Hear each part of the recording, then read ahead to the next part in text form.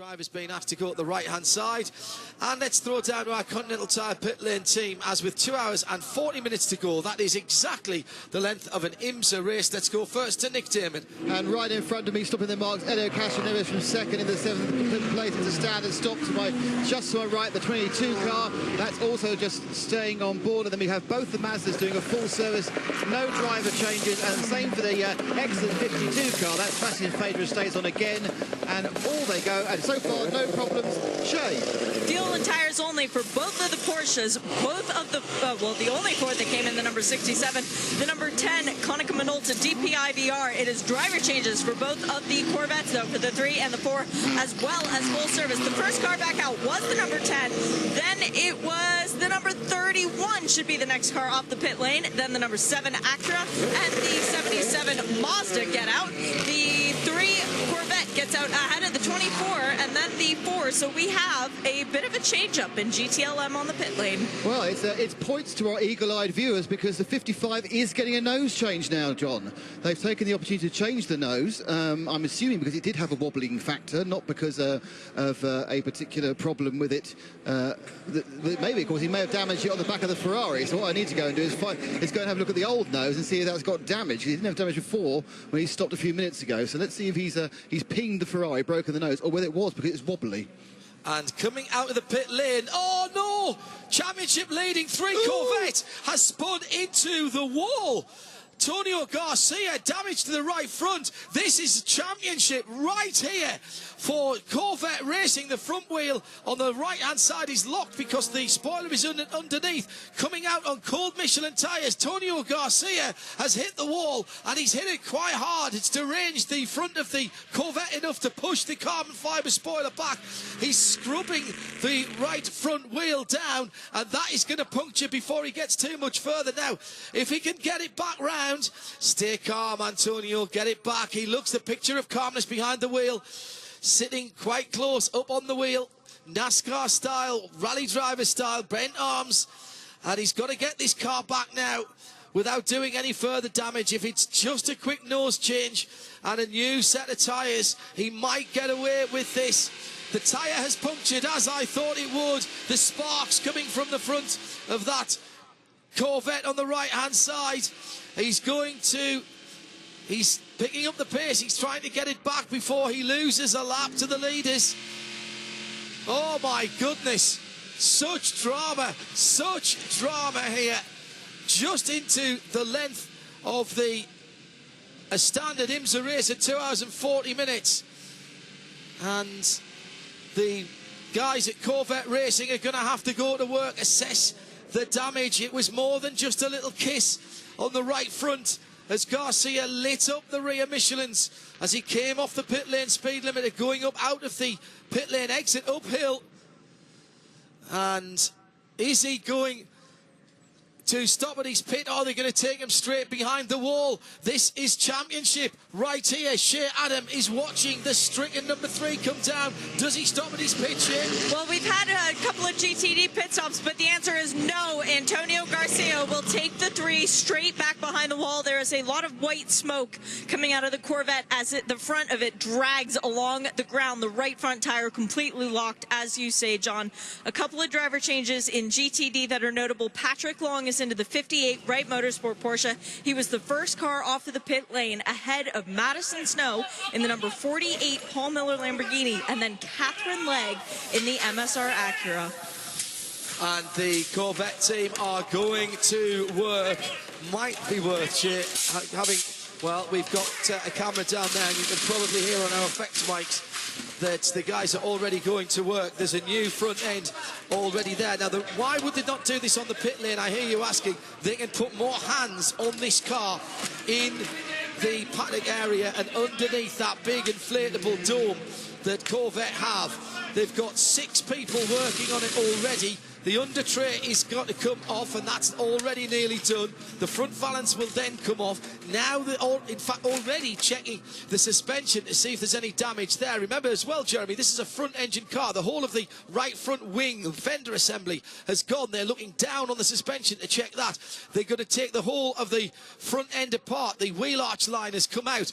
This is crucial work now, and this could be the championship disappearing for this team. Yeah, absolutely. I mean, they're going to be, well, they're one lap down now.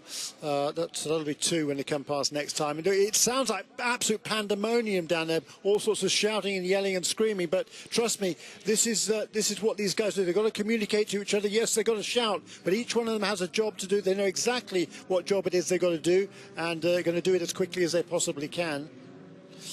The 67 Ford cannot count any chickens yet. In fact, they can't even count any eggs. Because even if they win, this car can still take the championship if it's better than 5th position.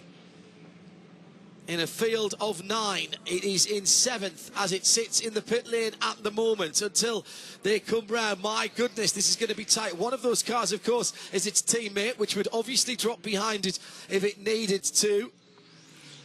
Risi Competition in for a full service as well. After its quick service by the Porsche, particularly number 911 car. That went from 1, 2, 3, 4, 5, 6th position to the lead. Let's go down to Nick was the action come. Actually, I've just realised that the Corvette inflatable bouncy castle isn't there.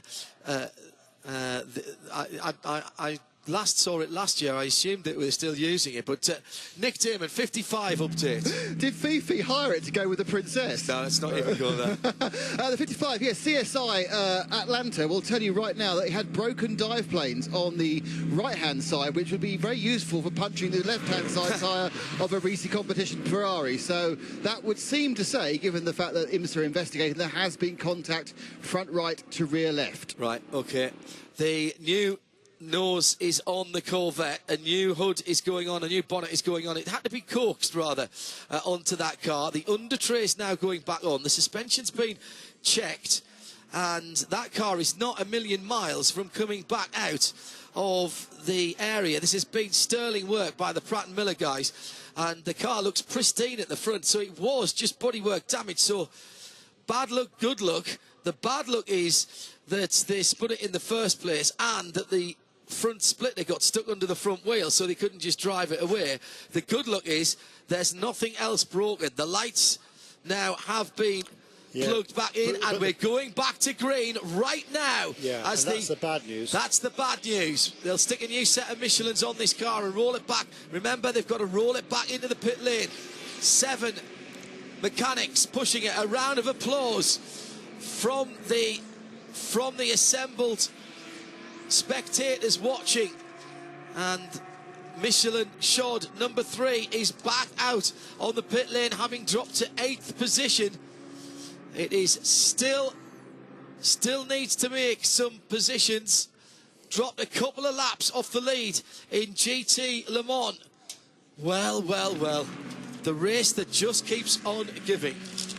And the car number 7, Helio Castroneves, has picked up a drive-through. Hearing now from race control. Drive-through for 7. I'll tell you what that's for in just a moment's time. Shea Adam, is the Corvette back out on the pit lane? I will let it speak for itself as Antonio Garcia takes it past. It will not be stopping in its pit box because all its crew is still behind the wall. The 3 lives again. The championship may be dented. Oh, passing under now. yellow for the 7 of Helio Castroneves, 3rd place car. That's going to be giving up a position, several positions as well, with the field having just been packed up. Yeah, it'll go to the back of the pack. That's going to go to the back of the lead lap, Jeremy. Yeah. Wow. 9 cars on the lead lap. Number 52 car fell off the lead lap during its previous pit stop. And here's another one. The leader in GTD, Lucas Stoltz, improper final wave by. Now, these penalties are big because they are incremental on what race control thinks you've gained. So the 33 Mercedes, Lucas Stoltz, stop, and 2 minutes 46 seconds for that car. That's a huge mistake. That car came into the pits, didn't it, just before the yellow came out? Did we talk about that? And yes. I asked whether it had made it out before the red light came on. It did make it out, but they've done an improper final wave by. Not sure what they meant by that, because it would have been in the lead when everybody else made their pit stops. That's curious. Well, that is amazing. They are leading the Tequila Patron North American Endurance Championship for GTD. Did they have enough points to clinch that? With what we've seen earlier on, they may yet still be a winner. So they have a huge gap, pretty much a whole lap on the rest of the GTD field. So that's what they've done. They've gone round when they shouldn't have, and that's what's cost them. And whatever they've gained, it's an incremental. There's a multiplier on it. Crikey, so yeah. 2 minutes and 46 seconds stopped in the pit box. Big mistake by the 33 team or by Lucas Stoltz.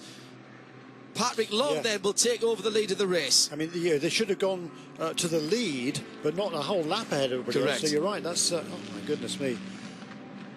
Well, you can't make those kind of mistakes. The 3 car, by the way, immediately back up to speed. Antonio Garcia pushing very hard in what appears to be a pristine Corvette, of course, now.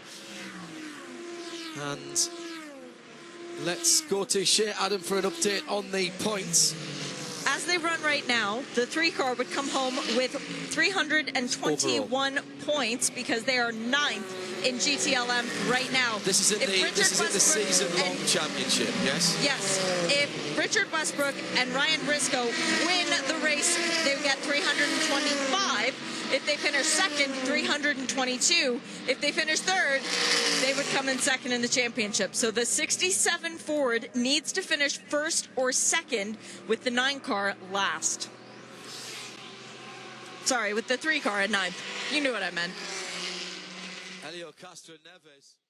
It's going to be 1 point shy of the championship. Assuming NASA can make it to the end, of course. The thing is that NASA can run out of fuel now, actually, because the next car back is Steven Simpson, who is 7 laps down. Yeah.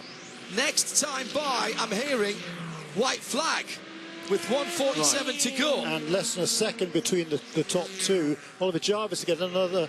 He must have had some traffic on that lap. Yeah, but it's going to be Mazda 3rd and 4th. Another podium finish for John Doonan's team. My goodness, they've come close here. Very close indeed. Another lock-up down at the bottom of turn 9. In GT Le Mans, Nick Tandy, 10.7 seconds ahead in the Porsche of the Chevy Corvette, then the 2 BMWs, and then the first of the Fords. And that Ford in 5th position is not far enough up. Who would have thought that finishing 8th position for Jan Magnussen and Antonio Garcia in a season where they've never seen a finish like that, they've been so consistent, it might still be enough, and at the moment it will still be enough for them to take the Drivers' Championship. So Durrani did come out ahead of Colin Brown by a couple of seconds. But even if Brown could get past Durrani, I think he needs to make up 1 more position. And Durrani is 13.5 seconds behind Ricky Taylor. White flag, Jeremy. Yep. Through goes Albuquerque. It's 1.4 at the line. There's Van der Zande. Here comes Jarvis now and crosses the line. No, he's not there, and he's not going to do it. He's ceased to close in anymore. So it will be no better than 3rd for Ollie Jarvis. He's got his teammate a couple of seconds behind. But what about the battle for the lead? If the number 5 can get to the end. What about the battle for the lead? 1.4 seconds, it might be enough. There's traffic, frantic flashing of the lights. Less than 1.5 miles now for the number 5 Mustang sampling team. 85. Simon Trummer slow on the front straight. Have they run it down too tight at JDC Miller Motorsport? Oh my goodness me. Trummer had just gone past Steven Simpson. 85 pulling off the track at the end of the front straight. Okay, well, He'd just gone past Steven Simpson, and Steven Simpson has slowed right down as well. Well, Simpson's several laps down in number 99 car, but if number 85 car pulls off that, he's going to hand the championship to Nasser. Here we go, across the line, and the checkered flag, and Albuquerque's run out of gas. Yep. And it's Van der Zande. Van der Zande takes it right at the end of the race. Off on the right in front of us as well, right on the line. Renger takes it right at the end, the number 10. Wayne Taylor Racing do it again, and Ollie Jarvis comes through to 2nd, and Mazda to 3rd. The 55 comes through in 3rd. Philippe Albuquerque, 1 lap too many for them. And on its 21st birthday, Motul Patilamon has come of age in the most extraordinary way. For the fans, Dr. Panos, your legacy lives on.